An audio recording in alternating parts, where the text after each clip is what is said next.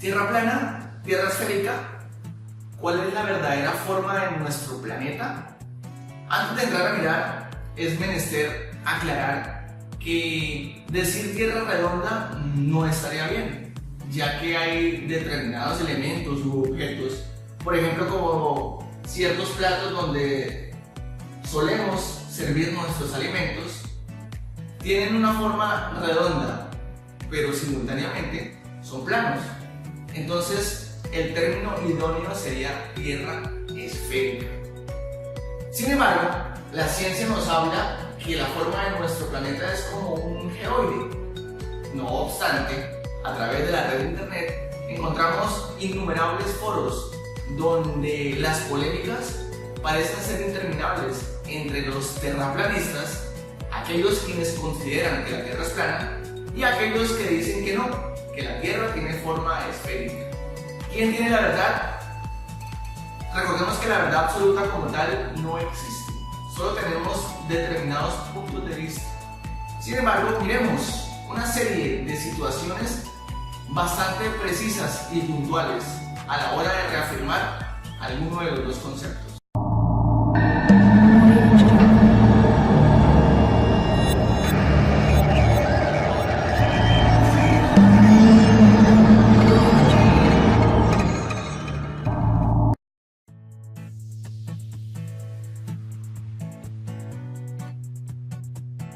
Cada 21 de junio, cuando se presenta el solsticio de verano, recordamos en las efemérides de la historia aquel evento relevante donde Eratóstenes, matemático, geógrafo y astrónomo griego, usó las matemáticas para medir por primera vez la circunferencia de nuestro planeta.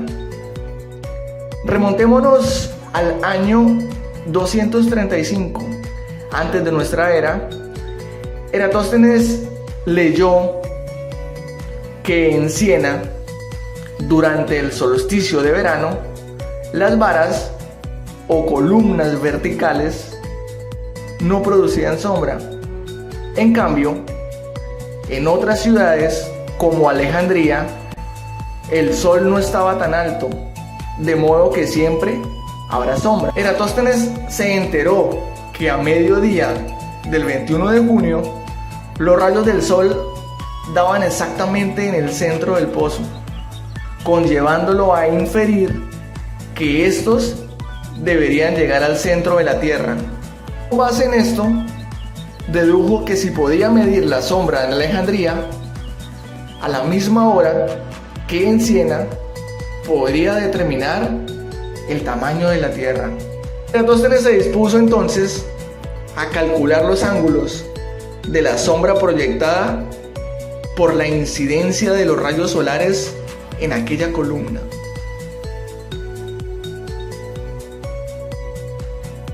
A través de las matemáticas. Pero antes de ir a los cálculos que realizó Eratóstenes, es menester comprender dos conceptos básicos. El primero son los ángulos alternos internos, lo cual nos dice que si una recta transversal corta a dos rectas paralelas, los ángulos alternos internos son los que están entre las paralelas a distinto lado de ellas y a distinto lado de la transversal. Dichos ángulos necesariamente tienen que ser iguales. Es decir, que si el ángulo es de 30 grados, por suponer, el otro será también de 30 grados. Punto número 2.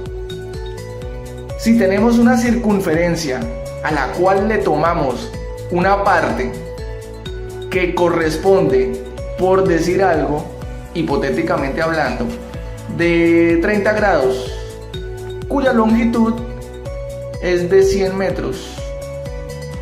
Con estos dos datos podemos hallar la longitud de la circunferencia total. ¿Cómo? Por medio de una regla de 3. Si tenemos 30 grados, cuya longitud es de 100 metros, 360 grados, ¿a cuántos metros equivaldrán? Para ello, se multiplica 360 grados por los 100 metros y se dividen entre 30 grados. Entonces tendremos un resultado de 1200 metros. 360 grados por 100 dividido en 30, 1200 metros. Entonces, fácilmente nos damos cuenta que conociendo un ángulo y la longitud del mismo, podemos conocer la longitud completa de la circunferencia. Eratóstenes tomó una vara de 1 metro, la cual proyectó una sombra de 0,12 metros. Al tener estos datos, es muy fácil saber que el ángulo siguiente es de 82,8 grados y el ángulo superior es de 7,2 grados. Hoy en día es muy fácil, por medio de la trigonometría, cerciorarnos de dichos datos. Recordemos que las matemáticas antiguamente, el pueblo de los jónidos, de los caldeos, de los babilonios, los mismos árabes, conocían un sinnúmero de fórmulas matemáticas y trigonométricas. Las matemáticas siempre han estado allí. El ser humano no inventó las matemáticas, solamente las estamos descubriendo todavía. Para ser más explícitos, tenemos cualquier cantidad de construcciones antiguas. Por citar alguna, las pirámides de Egipto. Nos daremos cuenta que están correlacionadas no solamente con las precisiones de los solsticios y de los equinoccios, sino de una cantidad de datos matemáticos que hasta ahora medianamente los hemos podido hallar. Entonces, teniendo en cuenta que este ángulo es de 90 grados, nos dispondremos a hallar este otro ángulo. Para ello, usamos la función de tangente, la cual nos dice que tangente del ángulo A va a ser igual a cateto opuesto sobre el cateto adyacente. Se reemplazan los dos catetos, conociendo que cateto opuesto equivale a 1 metro y el adyacente es de 0,12 metros. Se realiza la división, la cual nos arroja un resultado de 8,3. Ahora bien, utilizamos la función inversa del tangente, conocida como arco tangente. Se procede a sacar el arco tangente de 8,3, dándonos como resultado 83,1 grados. Como se había dicho anteriormente, teníamos el ángulo de 90 grados y ahora se halló el ángulo que está en la otra punta del triángulo, que es de 83 grados. Como es sabido, de acuerdo a las matemáticas, la suma de los ángulos de un triángulo deben ser de 180. De acuerdo al teorema de la suma de los ángulos interiores de un triángulo, es evidente que el ángulo superior sea la cantidad correspondiente de dicha sumatoria, o sea que el valor es de 7 grados aproximadamente para completar los 180 grados requeridos.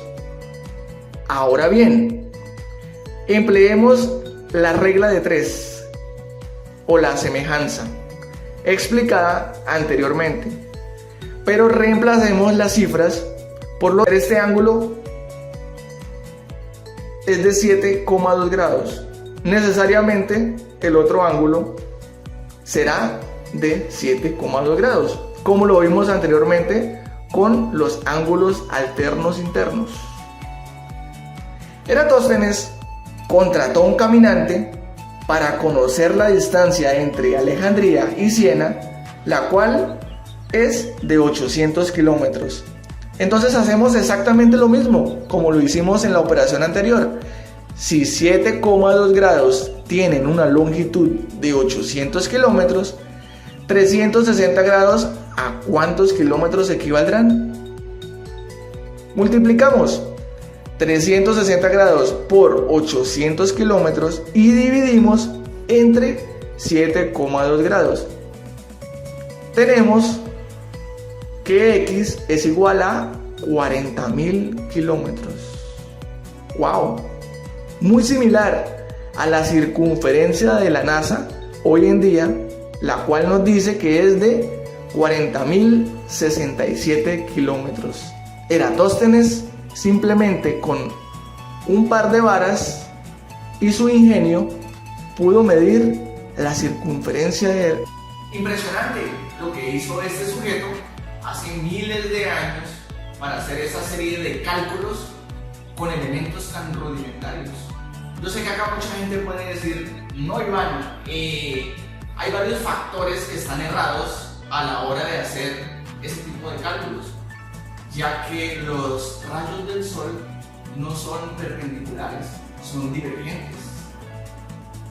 Independientemente de ello, si los rayos son perpendiculares, divergentes, semiparabólicos, cualesquiera que esto sea la forma, se hace hincapié en la sombra que se proyecta con dicho objeto. Es decir, se están midiendo los ángulos de la sombra proyectada del triángulo que se forma. No interesa si los rayos del sol tienen una manera diferente o si tardan 8 minutos y 2 segundos en llegar a nuestro planeta. Sin embargo, muchísima gente, a pesar de ello, continúa diciendo que los cálculos de Eratóstenes están errados porque esos también se pueden usar para una tierra plana. O sea, no se trata de caer en ese juego infructuoso entre quién tiene la razón o no y mirar a nosotros como ignorantes. Quienes asumimos que la Tierra es esférica, no podemos condenar a quienes piensan que la Tierra es plana como si fuesen ignorantes.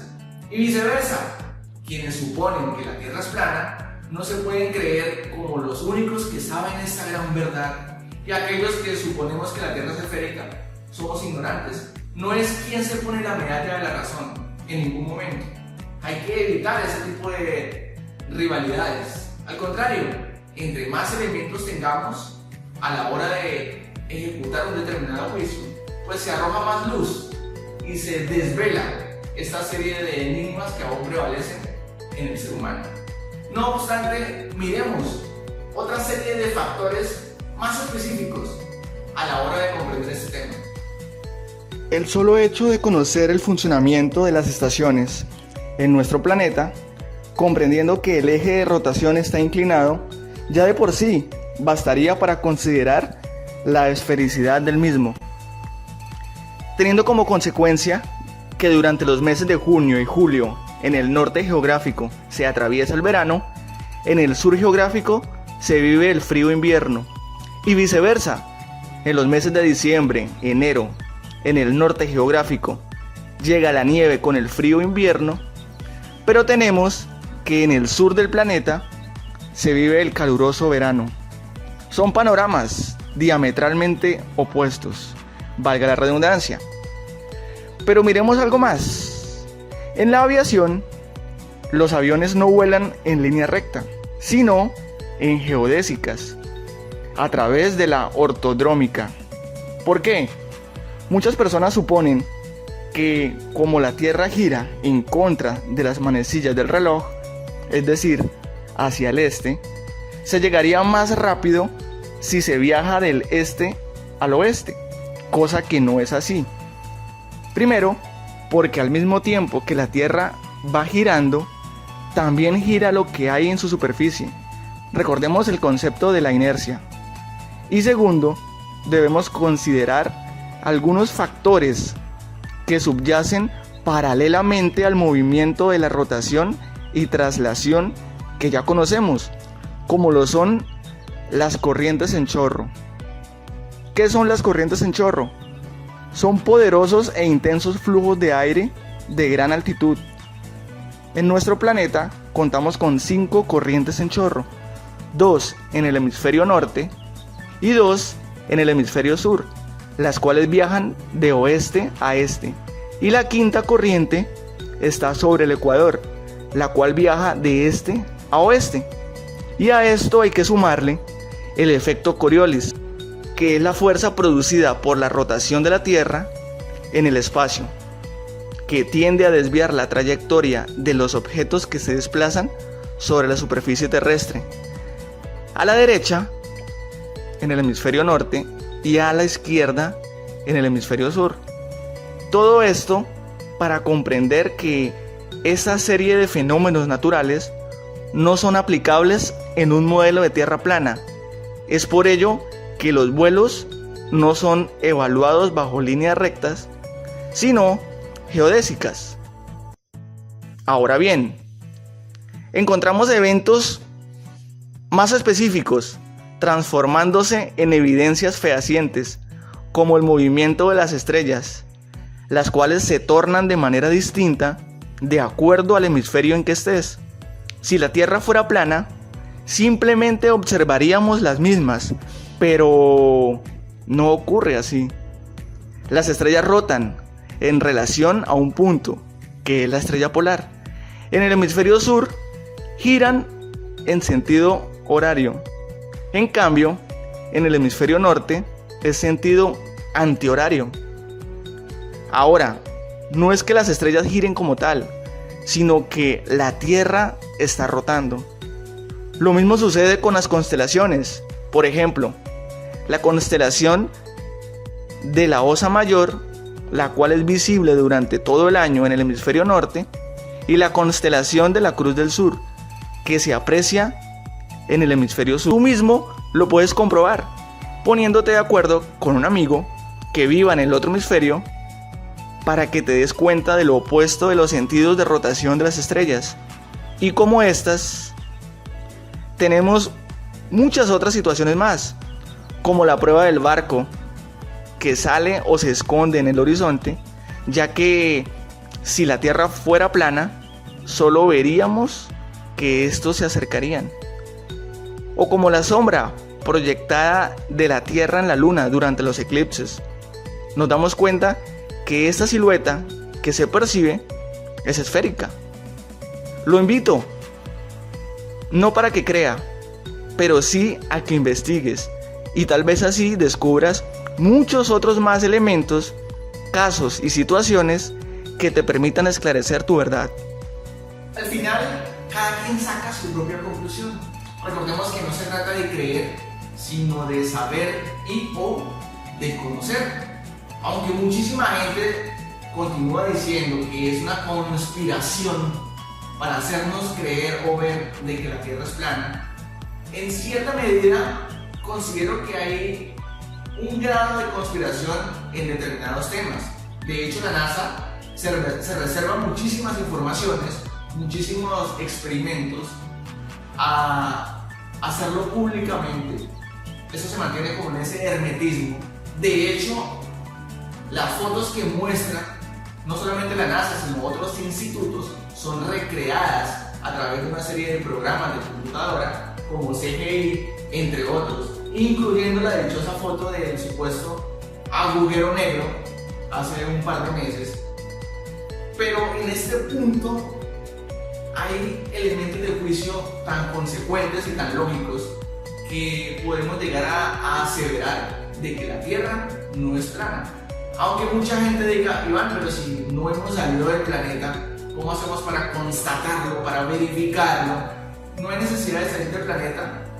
Hay experimentos que usted puede hacer desde su hogar, como los que acabamos de describir en el vídeo, fijándonos y mirando la posición de las estrellas, entre otras cosas.